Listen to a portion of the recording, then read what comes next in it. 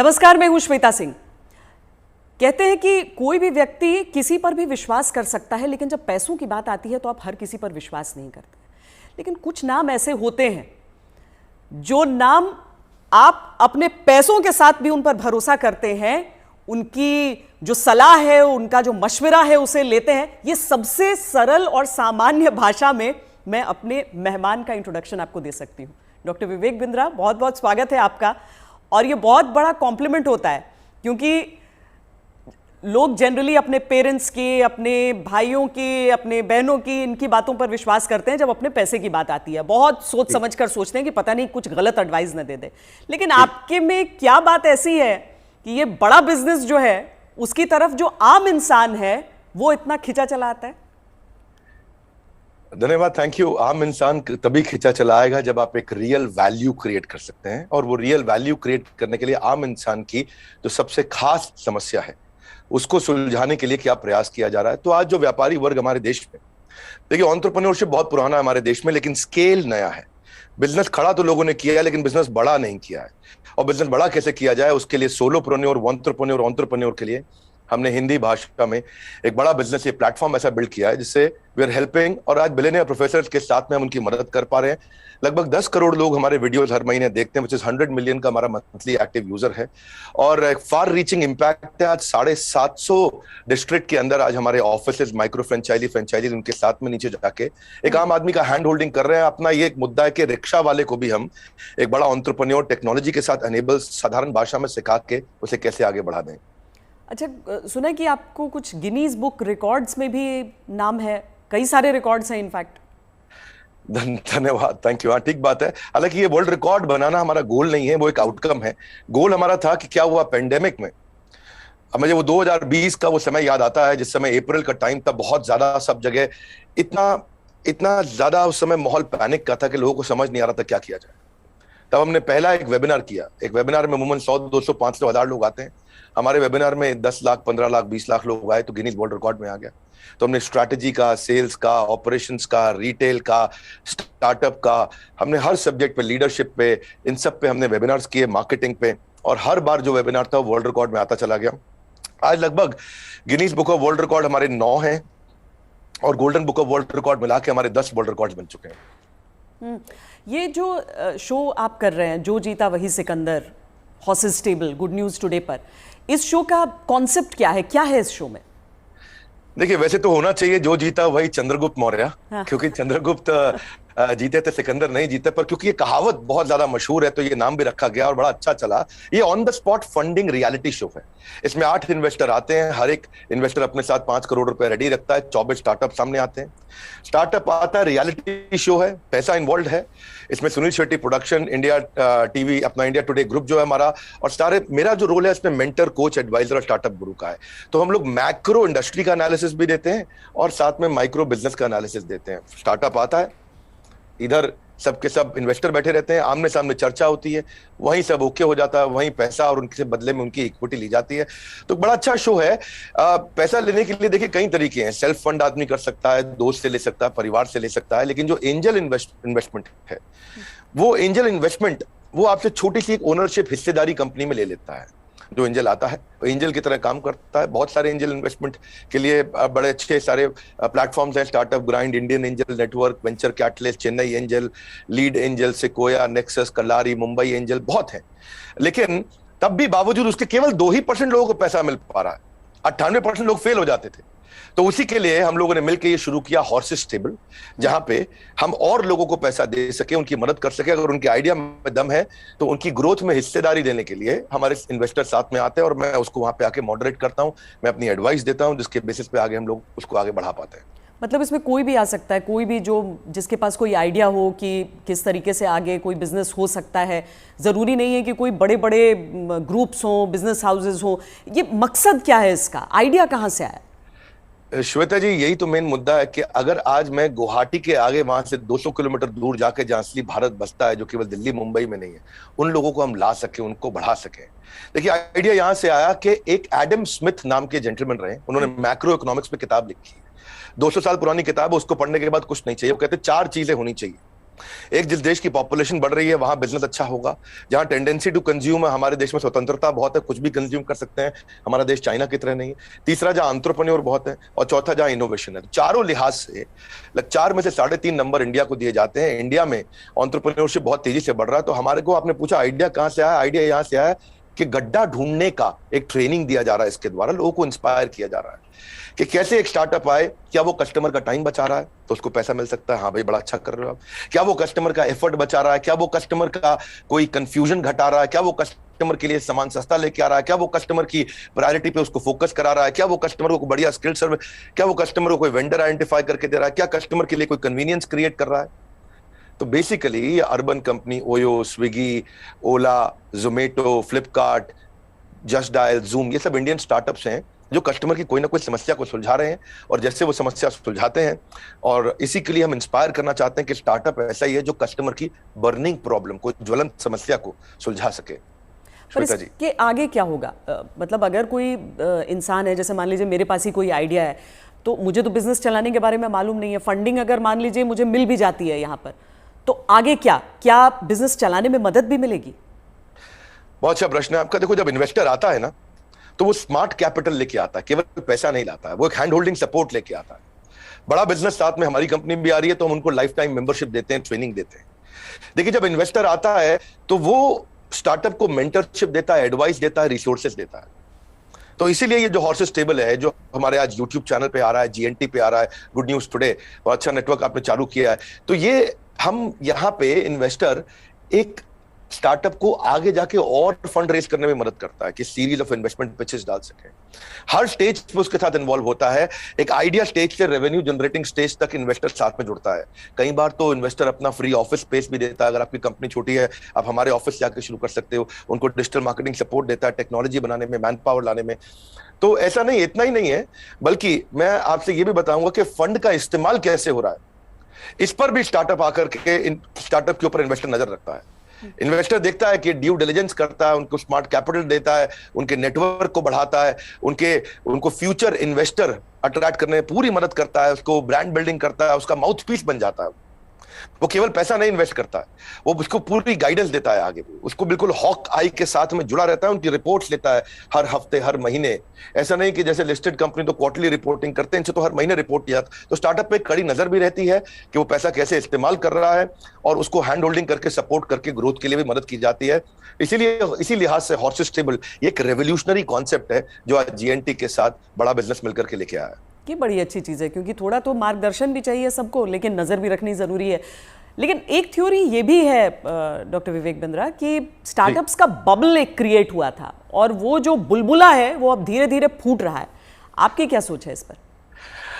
नहीं, मैं ऐसा बिल्कुल नहीं मानता। ये कोई बुलबुला नहीं, ये रियल सब्सटेंस है। अगर ये बबल है तो हमें मानना होगा कि 700 मिलियन इंटरनेट यूजर भी इंडिया में बबल है। इंटरनेट यूज करना बंद कर देंगे क्या लोग? आज UPI card payments, net banking, transaction, ये सब बंद हो जाएगा। अक्टूबर में ही साल $100 बिलियन की ट्रांजैक्शन यूपीआई पे इंडिया में हुई है। ये स्टार्टअप का नतीजा है। रेवोल्यूशनाइज किया है डिजिटल ट्रांजैक्शंस को, ये स्टार्टअप का नतीजा है। बहुत सक्सेसफुल स्टार्टअप्स आ रहे हैं। 42 नए यूनिकॉर्न 1 साल में आए हैं। आप समझिए, जितने यूनिकॉर्न 10 साल में बने, यूनिकॉर्न का मतलब 7,500 करोड़ की कंपनी, जितने स्टार्टअप 10 साल में बने, उतने ही स्टार्टअप पिछले 1 साल में भी बन गए। तो ये बबल नहीं है। इंडिया इस समय टॉप 3 यूनिकॉर्न प्रोड्यूसर में जो स्टार्टअप के है उसका नाम आ चुका है। यानी कि हर 9 दिन के अंदर हमारे देश में एक नया $1 बिलियन स्टार्टअप पैदा हो रहा है। स्टार्टअप जो है ना, ये आप 2011 में 9.5 साल लगा करते थे, और उसके बाद ये समय कम होता चला गया। 2012 से जो स्टार्टअप आए वो 4.5 साल में $1 बिलियन हो गए। आप ये समझिए कि ट्रैवल एजेंसी जो होती थी वो गोवा, Ibibo, Thomas Cook, Make My Trip में आ गई। सरकारी नौकरी घट रही है, स्टार्टअप बढ़ रहे हैं। पेपर अब डिजिटल हो गया है, किताबें किंडल में मूव कर गई हैं, बिजली अब सोलर होती जा रही है, रिटेलर अब अमेजॉन, फ्लिपकार्ट और रिलायंस पे मूव कर गया है, गाड़ियां ड्राइवरलेस हो रही हैं, ब्लॉकबस्टर सीडी को खत्म करके यूट्यूब, अमेजॉन प्राइम, नेटफ्लिक्स आ गया है, सेल फोन के बिल अब घट रहे हैं, इंटरनेट के बिल बढ़ रहे हैं, गाड़ियों की सेल घट रही है, ओला उबर बढ़ रहा है, रेस्टोरेंट शटडाउन हो रहे हैं, ऑनलाइन फूड डिलीवरी बढ़ रहा है। आज बच्चों को जो है ऑनलाइन स्टडीज उनकी बढ़ गई है, प्राइवेट कोचिंग घटती जा रही है। इसका मतलब क्या है, जो स्टार्टअप है ना वो एक रेवोल्यूशन है। पहले कबूतर चिट्ठी लेके जाता था, आज व्हाट्सएप चिट्ठी लेके जा रहा है। इसके बीच में बहुत लंबी जर्नी करनी थी, और सिलिकॉन वैली में कम से कम 15 स्टार्टअप ऐसे बैठे हैं जो व्हाट्सएप के खात्मे की तैयारी कर रहे हैं। और नेक्स्ट जो रेवोल्यूशन आएगा, नेक्स्ट सिलिकॉन वैली आने वाले समय में बेंगलुरु से शुरू होकर के भारत से ही आगे निकलेगा। वाह, क्या बात। लेकिन कई स्टार्टअप्स फेल भी तो होते हैं, कई स्टार्टअप्स फेल हो जाते हैं, इसकी वजह क्या रहती है? श्वेता देवी, ऐसा स्टार्टअप फेल होने के मेन 8-10 बड़े कारण होते हैं। पहला तो कोई डिफरेंशिएशन ना हो, आप वही कर रहे हो जो बाजार में सब कर रहे हैं। दूसरा, फोकस की कमी हो, सारी चीजें करने में लगे हैं, फोकस नहीं है। तीसरा, उनकी एग्जीक्यूशन की स्पीड कमी है। चौथा, अगर बिजनेस अच्छा ले भी आए तो रेकरिंग रेवेन्यू नहीं है, वो कस्टमर के साथ माल दो पैसा लो रिश्ता खत्म। रेकरिंग रेवेन्यू यानी कि बार बार उसके साथ ट्रांजैक्शन होना चाहिए। पांचवा, कि वो अपनी टीम अच्छी नहीं बना पाते, दे हायर पुअरली, और एक कमजोर टीम लेके आते, एक कैटेगरी टीम नहीं बिल्ड करते। वो कुछ ऐसा बना बैठते हैं, गलती से एक और गलती एक करते हैं कि वो जो मेरे को अच्छा लग रहा पर कस्टमर को उसकी जरूरत नहीं, यानी कि कस्टमर अनफ्रेंडली प्रोडक्ट बना देते हैं, कस्टमर का फीडबैक नहीं लेके आ पाते हैं, पैशन नहीं होता है, प्रॉफिट के चक्कर में चले गए लेकिन पैशन नहीं है। ये बड़ा जरूरी है, आंसर बड़ा महत्वपूर्ण है। जो आज व्यूअर देख रहे हैं उनको ये समझना चाहिए कि अगर बिजनेस मॉडल और रेवेन्यू मॉडल कमजोर है, प्री मैच्योर स्केल किया, बिजनेस खड़ा हुआ नहीं, बड़ा करने पहले निकल गए, बिना टेक्नोलॉजी के स्केल किया और उसके चक्कर में फिर आपने कर्जा भी ले लिया, तो फिर जो है वो एग्जीक्यूशन और स्लो होगा, प्रॉफिट और कैश फ्लो खत्म होगा, और फिर कैश बर्नआउट के बाद आप फंड भी रेज नहीं करेंगे। यही मुख्य कारण होते हैं कि स्टार्टअप फेल होते हैं। तो पहले बिजनेस को खड़ा करना है, बाद में बिजनेस को बड़ा करना है। क्या हम समझे कि एक स्टार्टअप कल्चर है अब, और ये डेवलप हो रहा है, और ऐसे में भविष्य से आपकी क्या उम्मीदें हो जाती हैं? देखिए, स्टार्टअप का कल्चर अब डेवलप हो रहा है इंडिया में। पिछले काफी समय से हम ऑब्जर्व कर रहे थे, नंबर 1 पे सिलिकॉन वैली, न्यूयॉर्क सिटी, उसके बाद London, Chicago, Los Angeles, Seattle, Boston, Berlin, Tel Aviv Israel में जो है, और सिंगापुर। यही केवल 10 शहर थे दुनिया के अंदर जहां स्टार्टअप्स बिल्ड हुआ करते थे। अब अचानक बेंगलुरु बहुत तेज आगे आया। हम जो पीछे थे अब हम आगे बढ़ रहे हैं, परंतु क्यों हम पीछे रह गए थे और भविष्य में कैसे आगे बढ़ेंगे उसको समझते हैं। हम पीछे इसलिए रह गए क्योंकि हमारा इंडियन एजुकेशन सिस्टम बहुत कमजोर था। इंसान को रोटी कपड़ा मकान के अलावा सबसे ज्यादा जरूरी है शिक्षा, और यहाँ पे ग्रेजुएट इतने प्रोड्यूस हो रहे हैं जितने कंज्यूम नहीं हो रहे थे। Real time corporate campus experience नहीं है, पढ़ाई पुरानी है, स्टैग्नेंट सिलेबस है, कन्वेंशनल थियोरेटिकल क्लासरूम अप्रोच थी।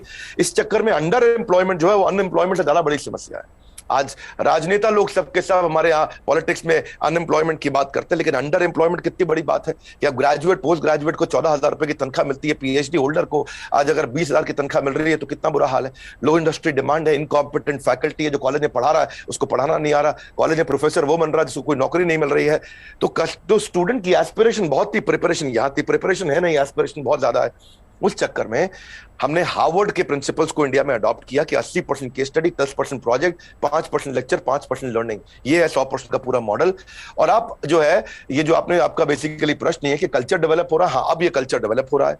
ओरिजिनल क्वेश्चन आपका यही है कि कल्चर ऑफ इनोवेशन आ रहा है, और इससे ना इकोनॉमिक एक्टिविटीज, मनी सर्कुलेशन अपने आप इंप्रूव होता है, और इससे देश में फर्क आ रहा है। मेरा कंक्लूजन यही है कि लोगों के पास आइडियाज हैं, कैपेबिलिटी है। हमने जो ये शुरू किया है हॉर्सेस स्टेबल, जो जीता वही सिकंदर, ये एक ऐसा रेवोल्यूशनरी कॉन्सेप्ट है जिससे एक आम आदमी को भी ना मन में ये फीलिंग आ गया है, यार आइडिया देने पे पैसा मिल सकता है तो मुझे भी कुछ करना चाहिए। केवल आइडिया देने पे पैसा मिल रहा है, भैया तो कमाल हो गया है, मैं भी आता हूं, मैं भी आगे बढ़ता हूं। बड़ा उत्साह इस समय बढ़ रहा है देश का। हमारे यूट्यूब चैनल पे हमको बहुत फीडबैक्स मिल रहे हैं, जीएनटी पे मैंने देखा बहुत से फीडबैक्स मिल रहे हैं, लोग बहुत पसंद कर रहे हैं, शेयर रेट बढ़ गया, वीडियो कंजम्पशन रेट बढ़ गया। नहीं, आप बहुत सही बात कह रहे हैं, क्योंकि 12वीं कक्षा की इकोनॉमिक्स जब हम पढ़ते हैं तो उसमें अनएम्प्लॉयमेंट में तो कई चैप्टर्स हो जाते हैं, अंडर एम्प्लॉयमेंट सिर्फ एक सबहेड के तौर पर नजर आता है, लेकिन बहुत बड़ी समस्या है। देश में टैलेंट की कमी नहीं है, टैलेंट पूल है हमारे सामने, लेकिन कोई ऐसा रोड मैप आपको नजर आता है कि जो प्रतिभा है युवाओं की उसके हिसाब से उन्हें मौके मिल सके? रोड मैप एक ही है कि आज बच्चों को लैक ऑफ क्लैरिटी है, उनको प्रोफेशनल, करियर, सब्जेक्ट, कोर्स इसके बारे में जानकारी नहीं है। तो रोड मैप केवल एक ही है कि उसको कंटिन्यूअस लर्निंग का मतलब है कंटिन्यूअस अर्निंग। उसको अपने साथ एक डिसिप्लिन बिल्ड करके अपने साथ मूक यानी कि मैसिव ओपन ऑनलाइन कोर्सेज दुनिया भर में आ गए। लगातार सीखने से खाली दिमाग खुले दिमाग में परिवर्तित हो जाएगा। अब जो anyone who keeps on learning he will stay young forever, ये हेनरी फोर्ड ने बोला है। बड़ा बिजनेस भी इसीलिए आया, दुनिया भर में कॉर्पोरेट ट्रेनिंग हो रही थी, स्किल डेवलपमेंट हो रहा था, K-12 की बात हो रही थी, टेस्ट प्रिपरेशन हो रहे थे, बायजूस, वेदांतु सब आ गए, लेकिन एक आम आदमी के लिए, व्यापारियों के लिए सिखाने के लिए कुछ नहीं था। तो रोड मैप ये है कि आपको आज लर्निंग पे फोकस करना चाहिए। हमने भी उस गैप को समझा, हमने देखा कि कस्टमर के पास आज टाइम नहीं है, क्वालिटी टीचर नहीं है, हिंदी भाषा के अंदर कंटेंट नहीं है, मिनिमम एजुकेशन रिक्वायरमेंट पूरी नहीं कर पाते, आज MBA कॉलेजेस तो बहुत महंगे हैं, MSME के मेंटर नहीं है। तो मैंने उसके लिए हमने बड़ा बिजनेस चालू किया कि लोग आकर के सीखे वहां। क्या मॉडल है? Any time, anywhere, any device. कोई मिनिमम एजुकेशन नहीं चाहिए, वीडियो, वॉइस, वर्नाक्युलर, आपका टाइम हम सेव करेंगे ताकि आप सक्सेस मिले आपको। इजी टू यूज कर दिया है। सारे business planning tool, framework, agreement, उनको डॉक्यूमेंट, स्ट्रैटेजी शीट, हर एक चीज बना के हैंड होल्डिंग के साथ, कोई भी सब्जेक्ट में फंसे वो, strategy, sales, HR, finance, customer service, funding, operations, technology, marketing, admin, legal, production, इस सब में उसको मदद करते हैं ताकि वो आकर के सीखे। तो बेसिकली रोड मैप ये है कि आदमी को सीखना चाहिए। हमने ऐसा किया है कि हमने 750 रुपए महीने पे एक एग्जीक्यूटिव एमबीए उसको कराना शुरू कर दिया है।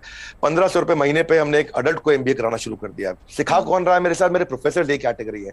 केन टारो, Patanjali, Amul, Morgan Stanley, Somani, Apollo, Ford Motors, इन सबके चेयरमैन हमारे साथ जुड़े हुए सिखा रहे हैं। Dainik Bhaskar, Lal path lab, Xiaomi, HDFC limited, जब इनके चेयरमैन एक अच्छा बिलियनियर प्रोफेसर आके सिखाता है और वो लर्निंग देता है और इतनी अफोर्डेबल प्राइस पे देता है, तो उससे रेवोल्यूशन आ रहा है। यही कारण है कि आज देश में बहुत सारे लोग हमारे साथ जुड़े हैं, जिसके कारण हम वो सीख पा रहे हैं, आगे बढ़ रहे हैं। तो रोड मैप सब लोग को मेरा एक ही मैसेज है कि अगर आपको अर्निंग बढ़ानी है तो पहले लर्निंग बढ़ानी होगी। क्योंकि अमूमन ऐसा होता है कि कुछ बड़े बिजनेस हाउसेस, हम सब टाटा बिरला को देखते हुए बड़े हुए, लेकिन वो मोनोपोली है इतना भी समझ में आया, कुछ कठिन शब्द लोग सीखते गए, लेकिन इतना भी साथ में सीखा कि सारा कंट्रोल इन्हीं के हाथों में रहेगा। लेकिन क्या ये स्टार्टअप कल्चर जो है वो बिजनेस डाइवर्सिफिकेशन में मदद कर सकता है? श्वेता देवी, अब जमाना बदल गया है। पहले $1 बिलियन कंपनी बनाने में जो 50 साल लगते थे, 5 साल में बन जाती है। जो हमारे यहाँ टॉप रैंकर सबसे बड़े अरबपति 1950 में थे, उनमें से अब कोई दिखाई नहीं पड़ता है टॉप अरबपति की लिस्ट में हमारे देश में। अचानक जमाना बदल गया है। इनफैक्ट सन 2000 तक भी Naukri.com, मेक माई ट्रिप, इनको 14 साल लगे $1 बिलियन कंपनी बनने में। पर आप उसके बाद देखिए, फ्लिपकार्ट, पॉलिसी बाजार, जोमेटो आया तो इनको 14 साल नहीं लगे, ये 8.5 साल में $1 बिलियन हो गए। पर उसके बाद में देखिए, नाइका, ओयो, उड़ान और ओला इलेक्ट्रिक आया, ये 2 साल 3 साल में $1 बिलियन कंपनीज हो गए। तो अब जो है वो कॉर्पोरेट्स की बपौती नहीं रह गया है बिजनेस। अब पहले हुआ करता था कि बड़ी मछली छोटी मछली को खा जाया करती थी, आज बहुत सारी छोटी मछली मिलकर बड़ी मछली को खा जाती हैं, और उसी रेवोल्यूशन में हम कंट्रीब्यूट कर रहे हैं साथ में। डॉक्टर बिंद्रा, बहुत मज़ा आया आपसे बात करके। और एक चीज़ मैं कहूँगी कि आमतौर पर क्या है कि ये बिज़नेस के कॉन्सेप्ट्स जो हैं उसमें अंग्रेज़ी का इतना इस्तेमाल होता है कि आम लोग कनेक्ट नहीं कर पाते हैं। आंकड़ों का इतना इस्तेमाल होता है कि लगता है कि यार ये तो हमारे बूते की बात नहीं है। आप इतने सिंपल तरीके से समझाते हैं, मुझे लगता है इसीलिए ऐसी चीज़ों पर भी लोग आपकी बात को समझते हैं, आपकी बात को मानते हैं। और ये जो जी, हर एंकर के साथ भी उतना अच्छा नहीं लगता जितना श्वेता देवी आपका इम्पैक्ट है और आज तक का इम्पैक्ट है। मैं तो मतलब मानता हूं उस बात को कि आज तक जितना न्यूट्रल और जितना अच्छा चैनल रहा है, और खास तौर से जो आपने इन्फ्लुएंस क्रिएट किया, तो आपको भी बहुत बहुत बधाई। धन्यवाद, आपने इतना समय लगाया आज लोगों को इन महत्वपूर्ण पहलुओं पर हम चर्चा कर सके। Thank you so much. Thank you so much. धन्यवाद श्वेता देवी, थैंक यू।